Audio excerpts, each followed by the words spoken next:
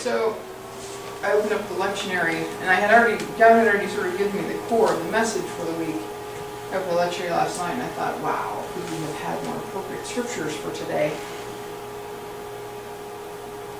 To say that I've been troubled is such an understatement this week. I've been angry and heartbroken and frustrated and confused and all of those things that go with the kinds of events that we've had. You know, I'm on Facebook, and you scroll through and you have all the memes going on and everything. And of course, Black Lives Matter has been a big issue this week. And there are those people who still are not getting it. And they post, of course, all lives matter in response. But here's the thing. All lives don't matter. Syrian refugees who are fleeing from cities that are bombed into rubble, simply looking for a place to be, to survive, to take their children who they can raise to some sort of better life, are turned away at borders, including our own, especially our own. What are we saying to them? Are we telling them that they matter? No, we're not. We're saying you don't matter. When we have, our dearest friends in the world have adopted 4 children. And one of them is a young African-American girl who's adorable, Jada. Oh, it's like... And Savannah is this towhead little blonde girl, adorable. And Noah, my guy, African-American young boy, who just turned 5. And they just adopted Phoenix, who was actually really, they're all somehow related to 2 and 2. Phoenix 2 and is- 2. 2 and 2, that's right. Phoenix is a young African-American boy who is like maybe 1 now. They have to have a talk with Noah. My young black 5-year-old friend, they have to have a talk with him at some point, soon actually, about what to do when he's confronted by the police. Because chances are he will be, because he's a black male. And what is he supposed to do when confronted with police? The mother of Mr. Sterling said this week, she's always told her son, when you're faced with the police, comply, comply, comply.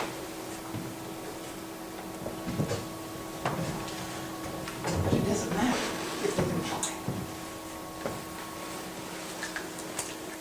When Castile, the man who was killed in Minnesota, was a passenger in a car,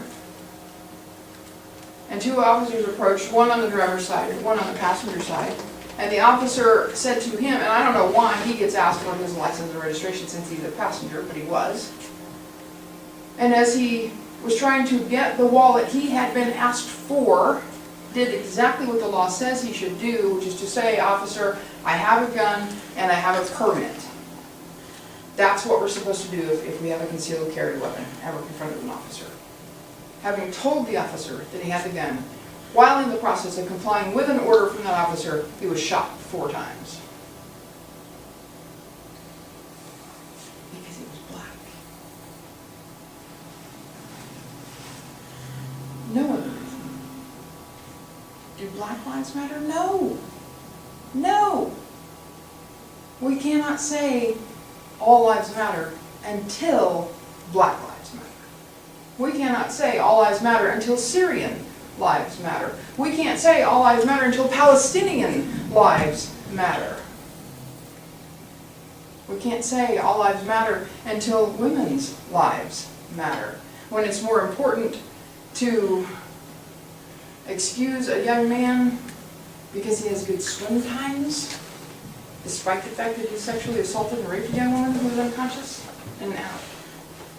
Do women's lives matter? No. We have to stop saying all lives matter because they don't. Not until we prove that. So we need to say Black Lives Matter. Because when we say all lives matter, we erase Black lives. When we say all lives matter, we erase Syrian lives. When we say all lives matter, we erase Palestinian lives. When we say all lives matter, we erase women's lives. So Amos goes and prophesies to Israel. He's been sent from Judah by God to do this. And the official priest, Amaziah, says, you can't be bringing that message in here. This is the king's territory. You can't speak against the king. And I read that last night. It's not like I haven't read it before, but you know, we all read it with the current situation in mind. And I kept hearing Reverend Jeremiah Wright, a UCC minister who was criticized during the initial Obama campaign in 2008. And Obama had to distance himself because they had found a tape of Jeremiah Wright preaching right after 9/11 and telling the truth. That America does stuff that's not okay. And sometimes we pay the price for it. But to speak the truth to power, it's not okay. When something happens in our country and we clearly have cause and effect for those things, we don't get to criticize our country. We talk about freedom of speech. Wrote it into the Bill of Rights. It's in the First Amendment. What happened to the Dixie Chicks when they answered that call to speak truth to power? Nobody to play their music anymore? The concerts were boycotted? They got hate mail, death threats. Oh yeah, you have freedom of speech. We're just going to kill you if you use it.